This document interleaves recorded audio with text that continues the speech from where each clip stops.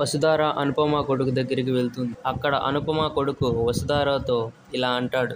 ఒకరు నా చెవులు తూట్లు పడేలా మాట్లాడేవాళ్ళు. అనవసరంగా నన్ను నిందించేవారు. నేను 10 మందిలో ఉన్నా నన్ను ఒంటరివాణ్ణి చేసేవాళ్ళు. నా మనసులో ఎన్నో ప్రశ్నలు, తట్టుకోలేనంత బాధ, మోయలేని అంత వేదన ఉన్నా నేను నిలబడ్డాను. నా తండ్రి గురించి తెలుసుకోవాలని రకరకాల ప్రయత్నాలు చేశాను. ఈ ప్రయత్నంలో నా కన్న తల్లే నన్ను దూరం పెట్టింది. కానీ నా తండ్రి గురించి చెప్పలేదు. నేను కూడా ఆ విషయంలో వెనక్కి తగ్గలేదు. ఎలాగైనా నా తండ్రి ఎవరో తెలుసుకోకుండా ఉండలేను. అప్పుడు వసుధార అనుపమ కొడుకుతో ఇలా అంటుంది. ఇప్పుడు ఏమైంది అంటుంది.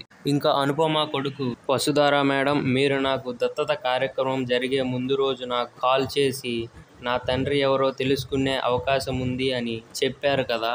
నేను ఆ దత్తత కార్యక్రమానికి ఒప్పుకోవడానికి అక్కడికి రావడానికి రెండే 2 కారణాలు. ఒకటి, నేను అక్కడికి వెళ్ళటానికి అనుపమ మేడంకి ఇష్టమని చెప్పడం వల్ల. మరొకటి, ఆ దత్తత కార్యక్రమం తర్వాత నా తండ్రి గురించి తెలుసుకుంటాను అన్న ఆశ. అందుకే ఆ రోజు అక్కడికి వచ్చాను మేడం. మేడం, మీరు అనుపమ మేడంతో నేను చెప్పిన విషయం గురించి ఏమన్నా డిస్కస్ చేశారు? చెప్పండి మేడం. నా బాధ, వేదన అంతా మీకు అర్థమయ్యేలా చెప్పాను. నన్ను ఎందుకు ఇలా ప్రశ్న మిగిలిస్తున్నారు అని అడుగుతున్నా. ప్లీజ్ మేడం చెప్పండి. నా తండ్రి ఎవరో మీకు తెలిస్తే చెప్పండి మేడం. ప్లీజ్ మేడం చెప్పండి. అప్పుడు వసుధార అక్కడి నుంచి లేచి వెళ్ళిపోతుంది.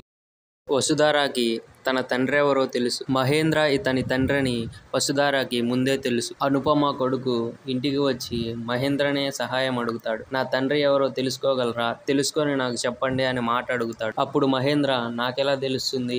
నాకు తెలియదు అని అంటాడు. ప్లీజ్ సార్, నాకెంతో సహాయం చేశారు. ఈ ఒక్క సహాయం చేయండి. నా తండ్రి ఎవరో కనుక్కొని చెప్పండి అని మహేంద్రతో అంటాడు. సరే అని మహేంద్ర తనకు మాటిస్తాడు. నేను ఎలా అయినా కనుక్కొని నీ తండ్రి ఎవరో నీకు చెబుతాను అంటాడు. ఇంట్లో ఉన్న వాళ్ళందరూ షాక్ లో ఉండిపోతారు.